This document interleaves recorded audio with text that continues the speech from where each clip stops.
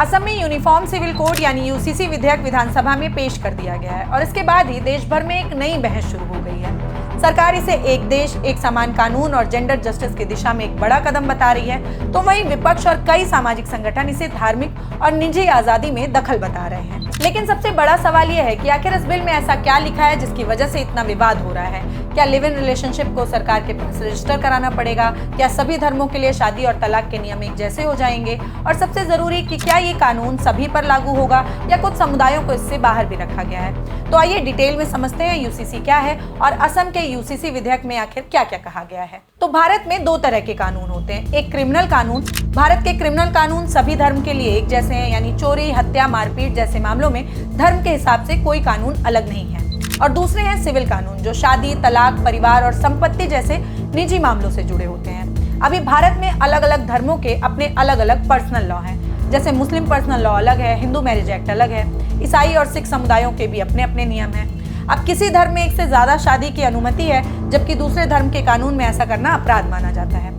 UCC का मतलब है कि ऐसे निजी मामलों में धर्म के आधार पर अलग अलग कानून ना हो, बल्कि देश के सभी नागरिकों के लिए एक समान कानून लागू हो। इसी को यूनिफॉर्म सिविल कोड कहा जा रहा है।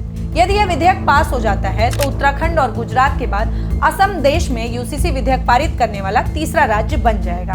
अब बात करते हैं कि आखिर असम के इस यूसीसी विधेयक में क्या क्या बड़े प्रावधान रखे गए हैं। सबसे पहले बात करते हैं पॉलीगैमी यानी एक से ज्यादा शादी की। इस बिल में कहा गया है कि अगर कोई व्यक्ति पहली शादी रहते दूसरी शादी करता है तो उसे गैर कानूनी माना जाएगा, यानी सभी नागरिकों के लिए एक पत्नी या एक पति का नियम लागू करने की बात कही गई है। इसके अलावा इस विधेयक में शादी का रजिस्ट्रेशन अनिवार्य करने की बात कही गई है। शादी करने के धार्मिक तरीकों, प्रार्थनाओं या सांस्कृतिक रस्मों पर सरकार कोई रोक नहीं लगाएगी। लोग अपनी परंपरा के हिसाब से शादी कर सकते हैं, लेकिन उसका रजिस्ट्रेशन करना जरूरी है। सरकार का तर्क है कि इससे चाइल्ड मैरिज, फर्जी शादी और प्रॉपर्टी डिस्प्यूट जैसे मामलों को रोकने में मदद मिलेगी, यानी अगर भविष्य में कोई विवाद होता है तो कानूनी रिकॉर्ड मौजूद रहेगा। अब आते हैं इस बिल के सबसे कंट्रोवर्शियल हिस्से पर, यानी लिव इन रिलेशनशिप। पहली बार लिव इन रिलेशनशिप के लिए कानूनी फ्रेमवर्क बनाने की बात कही गई है, यानी अगर कोई जोड़ा बिना शादी के साथ रहता है तो उन्हें अपना रिलेशनशिप रजिस्टर कराना पड़ सकता है। अगर एक भी पार्टनर उसमें नाबालिग है तो रजिस्ट्रेशन नहीं हो पाएगा और ऐसे रिश्ते से पैदा हुए बच्चों को कानूनन वैध यानी कि लीगली लेजिटिमेट माना जाएगा। उन्हें अपने माता पिता की संपत्ति में वही अधिकार मिलेंगे जो शादीशुदा जोड़े के बच्चों को मिलते हैं।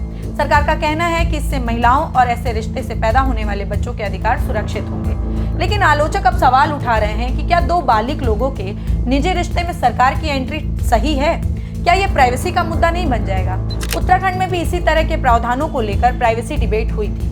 अब इस बिल में शादी की न्यूनतम उम्र भी तय की गई है।